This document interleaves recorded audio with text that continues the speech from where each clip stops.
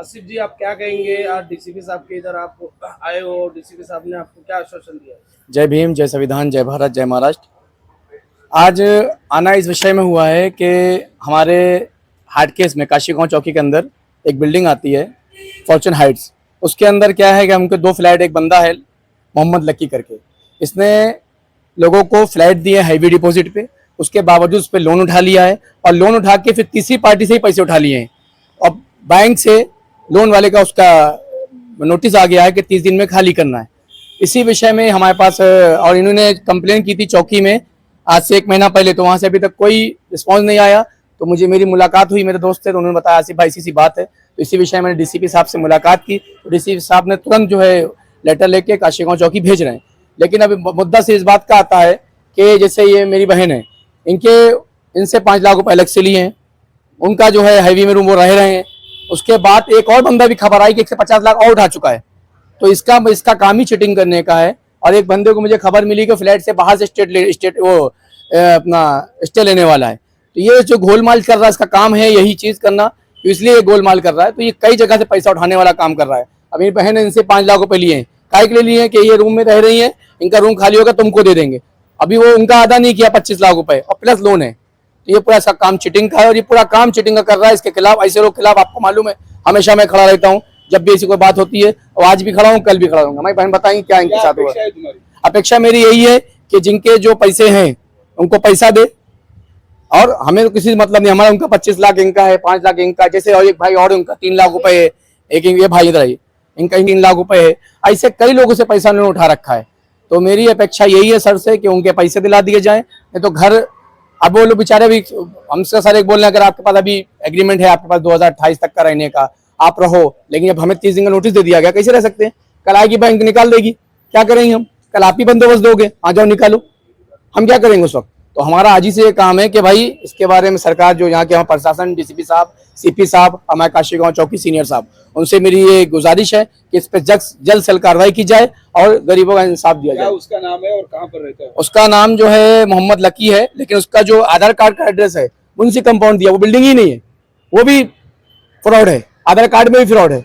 क्या उसके ऊपर कुछ गुने दाखिल है? नहीं, अभी तो यहाँ कोई गुनाह नहीं है ऐसा, और ना हमें पहले अभी उसके बारे में हमको मालूमात नहीं है। लेकिन जब देख रहा हूँ आधार कार्ड में ढूंढने गए तो एड्रेस पे वो बिल्डिंग ही गायब है।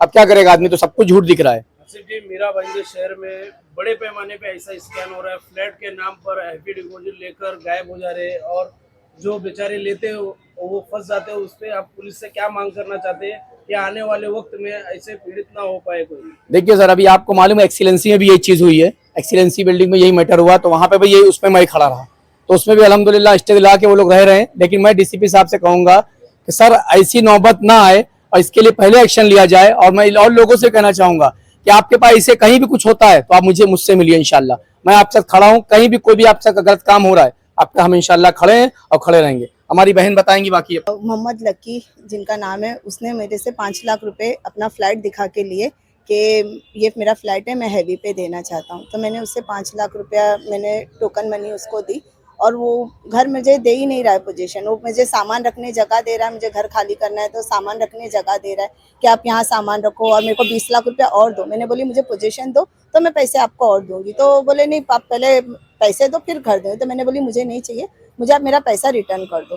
तो वो बंदा मुझे पैसे ही नहीं रिटर्न कर रहा है, मेरे 5 लाख रुपए। आपको पोजीशन दिए हैं? नहीं दिए, एग्रीमेंट वगैरह सब बना है मुझे और बाकायदा वो घर में कोई और रह भी रहे। तो आपने पुलिस में इससे पहले भी गए? मैं गई थी, 2-3 बार गई, तो वो लोग बोले कि हम लोग ये पैसे का जो है हम लोग ये नहीं लेते करके। तो आज आपने डीसीपी साहब के पास आए, तो डीसीपी साहब ने आपको क्या आश्वासन दिया? जी बोले हो जाएगा करके। तो आप आने वाले वक्त में लोगों को क्या संदेशा देना चाहते हैं ऐसे फ्रॉड हो रहे तो? बस सोच समझ के कदम उठाओ, ये फ्रॉड में हाथ मत डालो, क्योंकि लोग ऐसे बहुत से हैं जो सीधे साधे लोगों को फंसाते हैं। पुलिस से क्या अपेक्षा है तुम्हारी? वो उम्मीदें तो बहुत है कि मैं भी, मेरे हस्बैंड डायलिसिस पेशेंट है, तो उम्मीद तो बहुत है कि मेरा पैसा मुझे मिल जाए। तो पिछले साल लकी ने एजेंट के थ्रू हम लोग ने घर लिए थे 25 लाख रुपए डिपॉजिट पे। उसके बाद से थोड़े टाइम के बाद उसने हम लोग को पहले हैवी पे घर दिए थे। उसके बाद उसने बैंक से लोन, बैंक भी नहीं है वो, फाइनेंस कंपनी है चोला करके, उधर से उसने लोन उठाया है कुछ 92-93 लाख का। उसके बाद अभी से वही सबके साथ फ्रॉड किया। ऐसे उसके 4 फ्लैट है, चारों पे उसने फ्रॉड किया है। किन लोग से तो वही फ्लैट पे पैसे लिए है लेकिन उनको पैसे भी वापस नहीं दिया। ऐसा बहुत सारे, और ऐसे बहुत सारी परेशानी है। जैसे ये मीरा रोड में ही चल ही रहा है क्या हैवी पे पैसा दे के, लेकिन इससे हम लोग को पुलिस से यही है क्या ऐसा जो भी फ्रॉड है और जो भी इन्वॉल्वमेंट है उन लोग के ऊपर जल्दी से जल्दी एक्शन लिया जाए।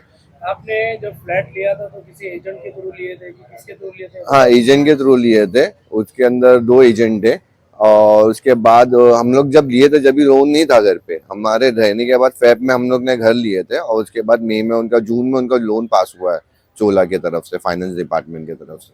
तो एजेंट के पास आप जाके कुछ उससे अपेक्षा किए कि नहीं? एजेंट से हम लोग ने बोला था, लेकिन उस टाइम पे लोन नहीं था, तो एजेंट बोला उस टाइम पे लोन नहीं था, लोन हमारे रहने के बाद लिया गया है। एजेंट का नाम क्या है? एजेंट एक जो हम लोग को दिला है उसका नाम अरशद है, और एक था जो लकी के तरफ का ही एजेंट था, वो उनका नाम याद नहीं है, उनका ही एजेंट था। 2 एजेंट रहते हैं ना, जो हम लोग को घर दिला है उनका नाम अरशद है।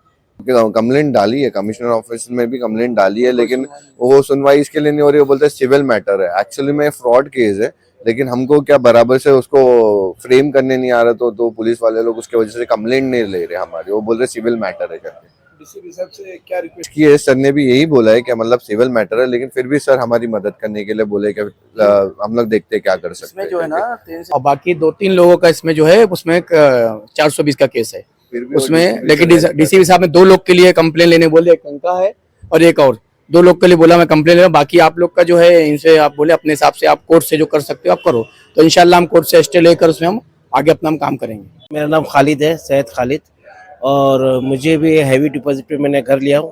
वो लक्की बंदे का, मोहम्मद लक्की नाम उसका, उसने कहा हमें फ्रॉड किया है, और वो फ़ोन उठा रहा नहीं है और यहाँ से भाग चुका है, उसका पता नहीं है, और जो पता उसके दिया है वो लक्की कंपाउंड बोल के वहाँ पर नहीं रहता है कोई भी बंदा। इसकी वजह से हम भी इसके फ्रॉड के चक्कर में फंस गए और हमारे परेशान है। हमारे घर पे भी नोटिस लगी है, हमको भी बैंक वाले बोले रूम खाली कर दो, तो हम भी वही परेशान है। हम भी आए यहाँ पर रिक्वेस्ट कर डीसीपी के साहब के पास बोलने के लिए कि हमारी रिक्वेस्ट लीजिए और हमारा थोड़ा प्रॉब्लम सॉल्व कीजिए, क्योंकि हमने भी बहुत मेहनत से जमा करके 1-1 रुपया जमा कर हमने दिए। हम सिर्फ भाड़ा बचाने के लिए हमने यह कदम उठाया।